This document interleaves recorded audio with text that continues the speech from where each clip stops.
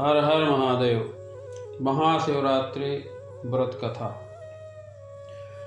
यस्यांके च विभाति भूधरसुता देवापगामस्तके भाले बालविदुर्गले च गरलं यस्योरसि व्यालराट् सोऽयं भूतिविभूषणः सुरवरः सर्वाधिपः सर्वदा सर्वः सर्वगतः शिवः शशिनिभः श्रीशंकरः पातु माम्।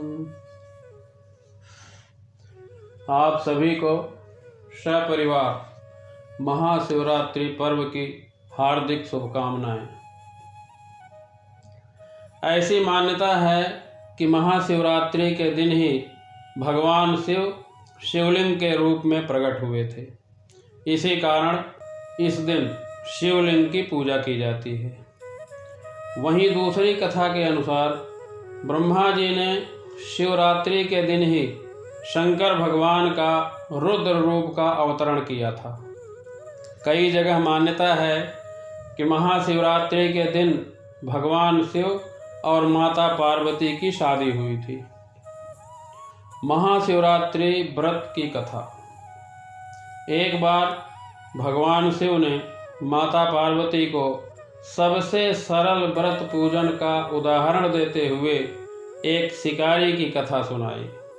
इस कथा के अनुसार चित्रभानु नाम का एक शिकारी था। वो पशुओं की हत्या कर अपने परिवार का पालन पोषण करता था। उस पर एक साहूकार का ऋण था, कर्ज था, जिसे समय पर न चुकाने की वजह से एक दिन साहूकार ने शिकारी को शिव मठ में बंदी बना लिया। संयोग से उस दिन शिवरात्रि थी। शिव मठ में शिवरात्रि के दिन भगवान शिव की पूजा अर्चना और कथा सुनाई जा रही थी, जिसे वो बंदी शिकारी भी सुन रहा था। शाम को साहूकार और शिकारी के बीच कर्ज चुकाने के लिए शब्दों का निर्धारण हो गया, सुलह हो गया। अगले दिन फिर शिकारी शिकार पर निकला। इस बीच उसे बेल का पेड़ दिखा। रात से भूखा शिकारी बेल पत्तों को तोड़कर रास्ता बनाने लगा। इस दौरान उसे मालूम नहीं था कि पेड़ के नीचे एक शिवलिंग भी है, जो बेल के पत्तों से ढका हुआ है। शिकारी शिकार करने के लिए बैठने की जगह बनाने के लिए वो बेल के पत्ते और टहनियाँ तोड़ तोड़ कर गिराने लगा कि वहाँ जगह हो जाए और वहाँ से मैं बैठ के शिकार करूं।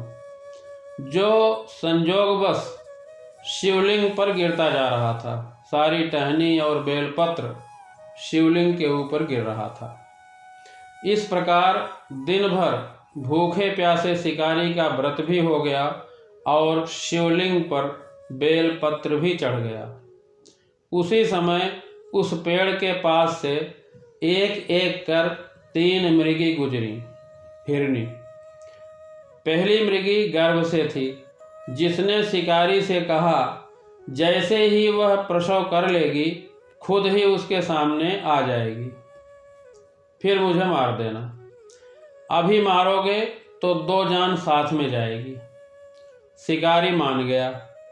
इसी तरह दूसरी मृगी ने भी कहा कि वो अपने प्रिय को खोज रही है।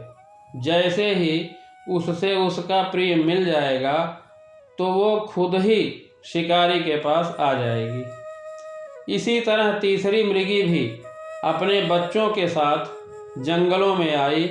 उसने भी शिकारी से उसे न मारने को कहा और वो बोली कि अपने बच्चों को इनके पिता के पास छोड़कर वो वापस शिकारी के पास आ जाएगी। इस तरह तीनों मृगी पर शिकारी को दया आ गई और तीनों को छोड़ दिया। लेकिन शिकारी को अपने बच्चों की याद आई कि वो भूखे मेरी प्रतीक्षा कर रहे होंगे। तब उसने फैसला किया कि इस बार वो किसी पर दया नहीं करेगा। तभी उसे एक मृग यानी हिरन आता हुआ दिखाई दिया। तुरंत शिकारी ने धनुष की प्रत्यंचा खींची, पर हिरन बोला, यदि तुमने मुझसे पहले आने वाली 3 हिरनियों को और उनके छोटे छोटे बच्चों को मार डाला है तो मुझे भी मारने में देर मत करो, ताकि मुझे उनके वियोग में दुख न सहना पड़े। मैं उन तीनों मृगियों का पति हूँ और उन बच्चों का पिता हूँ। यदि तुमने उन्हें जीवन दान दिया है तो मुझे भी कुछ क्षण का जीवन दान दे दो, ताकि उनसे मिलकर तुम्हारे सामने हाजिर हो जाऊं।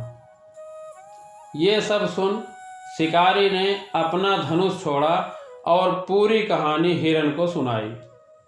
महादेव की ऐसी कृपा कि पूरे दिन से भूखा, रात की शिव कथा और शिवलिंग पर बेलपत्र चढ़ाने के बाद शिकारी का हिंसक हृदय निर्मल हो गया।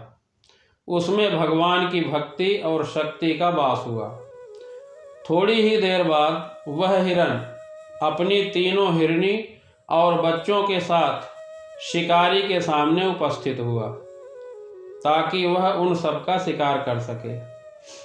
लेकिन जंगल में पशुओं की ऐसी सत्यता, सात्विकता और आपस में प्रेम भावना देखकर शिकारी को बड़ी ग्लानि हुई। शिकारी ने मृग के परिवार को न मारकर अपने कठोर हृदय को जीव हिंसा से सदा के लिए कोमल और दयालु बना लिया।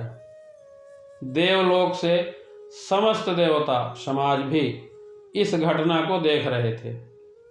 इस घटना के बाद शिकारी और पूरे मृग परिवार को मोक्ष की प्राप्ति हुई।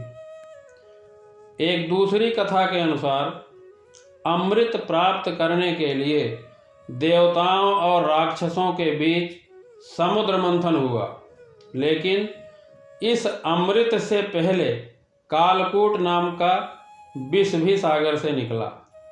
ये विष इतना खतरनाक था कि इससे पूरा ब्रह्मांड नष्ट किया जा सकता था। जब देवताओं को कोई उपाय नहीं सूझा, तब भगवान शिव ने कालकूट नाम के विष को अपने कंठ में धारण कर लिया। कालकूट के प्रकोप से भगवान शिव का कंठ नीला हो गया। तभी से भगवान शिव नीलकंठ नाम से भी पुकारे जाने लगे। तो ये भी मान्यता है कि जिस दिन भगवान शिव ने अपने गले में विष को धारण करके प्रकृति में मनुष्य, पशु, पक्षी, वनस्पति एवं जीवन की रक्षा की थी, उस तिथि को भी महाशिवरात्रि के रूप में प्रदर्शित किया गया। हर हर महादेव।